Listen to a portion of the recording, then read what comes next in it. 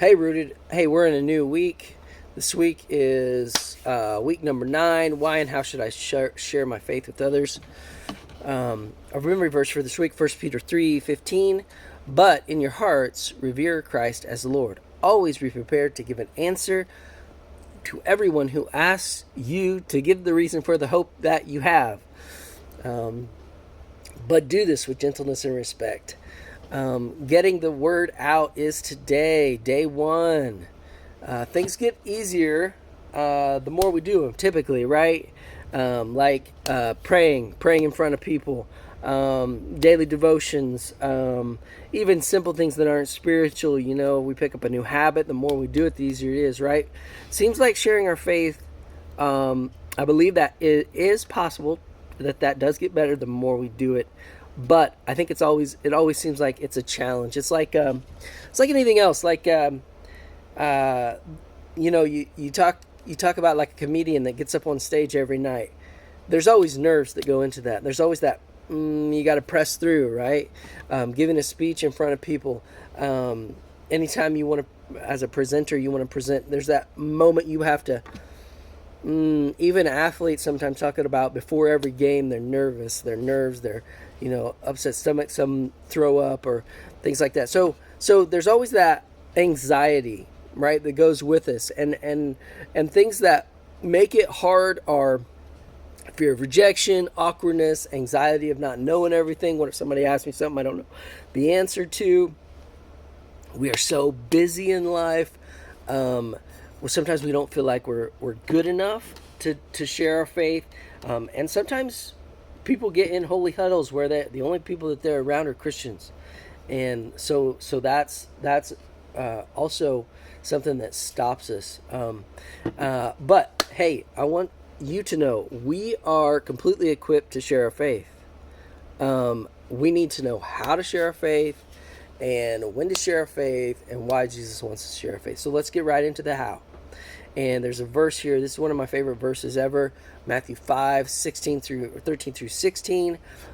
You are the salt of the now. So we are completely equipped to share our faith. Okay, so have that in mind. You are the salt of the earth. Jesus is talking to disciples here. He says, "You are the salt of the earth." But if the salt loses its saltiness, how can it be made salty again? It is no longer good for anything except to be thrown out and trampled underfoot. You are the light of the world. A city built on a hill cannot be hidden. Neither do people take a lamp and put it under a bowl. Instead, they put it on a stand, and it gives light to everyone in the house. In the same way, let your light shine before others so that they may see your good deeds and glorify you. No, not you. Glorify your Father in heaven. Okay? And so this verse is special to me in that. So when the twins grew up, this was a verse that I blessed over them. I blessed Ephraim, my eldest, my firstborn. He was the light of the world, and God blessed him with that. In that he sees things in black and white, like he sees things. It's either right or it's wrong. He's a matter of fact person, and I always knew God would call him into the darkness, into the mess, into even dangerous situations. He always had that adventurous spirit. Zeal was the salt of the earth, and if you know anything about zeal, he's going to come in. He's going to flavor whatever he touches. He lives life on the edge. He lives life to the fullest. He lives life all the way in, or he lives life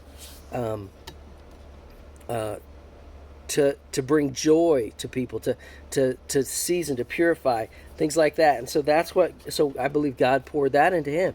And we prayed, God, I know that you're calling these two, to be salt and light in the world. Wow, if they were salt here and light here, that's awesome. But wow, what if you use them together? And so that's what he did. He called them together to go on mission, on the mission field. And so now they're serving. And so this verse means super meaningful to me. I mean, it's just brings back all kinds of memories as I was in the bedroom, blessing them and blessing the name of the Father, the Son, and the Holy Spirit. May you be the light of the world. May you shine for Jesus. May you be the salt of the earth. May you season all that you come in contact with. May you purify things. And so that brings all kinds of just good feelings to me.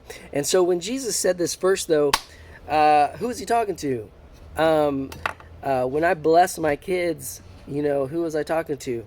He was talking to uneducated, poor, outcast, oppressed, marginalized, ashamed, unfamous, unpopular disciples. Like, these weren't the Christian elites.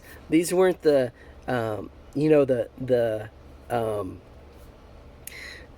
Kellers and the Pipers and the Billy Grahams and the Francis Chans and the these weren't those people. These were us. These were Jason Alexander, right? Who nobody knows, not very smart, not influence. So, and what he's looking at us, he's looking at you, he's looking at me, and he's saying, you are the salt of the earth. You are the light of the world. And we so often are like, psh, what? Like, no. Yeah, I understand if you said, hey, be salt and light. But he didn't say that. He didn't say, I'm calling you to be salt and light. He's saying, you are the salt. You are the light. And so that identity is something that we have. It's not something that we attain to be. It's something that Jesus says we are. We are salt and light, okay? And so, as salt and light, we need to know, what the heck are we, right? So let's look at salt. First of all, salt is valuable, especially in that time. It was valuable because without refrigeration, it preserved their food. It preserved things, okay? Without, they didn't have the medical understanding that we do. And salt was a medicinal. It purified. It took out infection. It healed. It had healing properties. Salt seasoned. I mean, it brought things to life, And so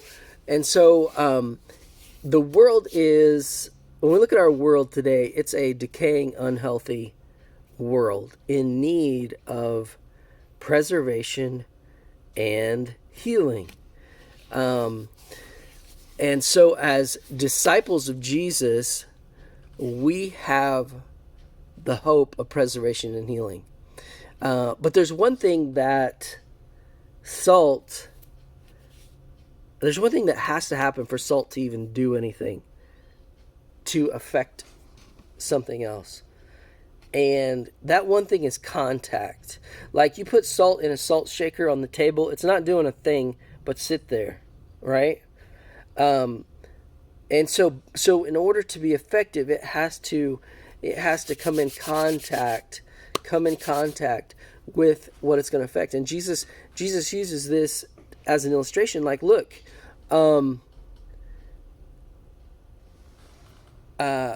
you have to come in contact with this dead, dying world. You have to come in contact. And so we need to look at our life like, okay, so we're looking at coworkers, family members, neighbors, friends. Like, who do we know that needs to be impacted with the gospel? The other thing is, sometimes we look at our life and like, we only have friends that are Christians. And so analyzing those relationships that you have, and then realizing that in order to be effective as a Christian, God says I'm salt. And so in order for me to be useful to the kingdom and to bring kingdom come, I need to work on other relationships that might be outside of holy huddle or church people, right? And so thinking through, are there sports, are there hobbies, is there work, or common things? And I love this. It said we need to be intentional but authentic, okay? And one thing that we found as a family is kids are an amazing way to be salt and light. If you have kids, your kids are going to have friends. If your kids have friends, those friends usually have parents. And so number one, be salty to the kids. Number two, build a relationship with the kids' parents. And then be salty to them too. So the other thing, light. In Jesus' time, light was super important again, but it's a lot different than it is today. Then light wasn't controlled. You couldn't control it. You could with fire, but it wasn't easily controlled the way it is today. We just flip a switch, and we get light, right? So, but it wasn't like that then. Okay, and so being in darkness is dangerous. It's fearful. It's scary. There's unseen because you're in the unseen, right? And so there is insecurity that happens. There's isolation that happens, right? And so this world is full of darkness. It's full of darkness. It's full of, which causes fear, which causes anxiety, which causes depression, which causes, all these things. And Jesus says, we are the light of the world. We bring light. And the world is dark and in need of light. And so light, just like salt, has to be in the proper placement, right? Where do we put our lights in our houses? Put on the ceilings. Why? Because that's the best place, right? Because it's proper placement where people can see, brings light to the entire room, okay? So just like that, we need to be in proper placement, okay? So he uses the example of a city on a hill. A city was built on a hill so it could be seen, so it could be properly defended. And as light, Jesus says we're light. So where has he put us? Wherever he's put us, wherever we are, is where we're supposed to be. Like he's put us in proper placement. So many times and people did it in the Bible too. They had to. Like we see our lives as kind of normal, rudimentary, random. But no, God has put us on display. Wherever he's put us, we're on display to give light.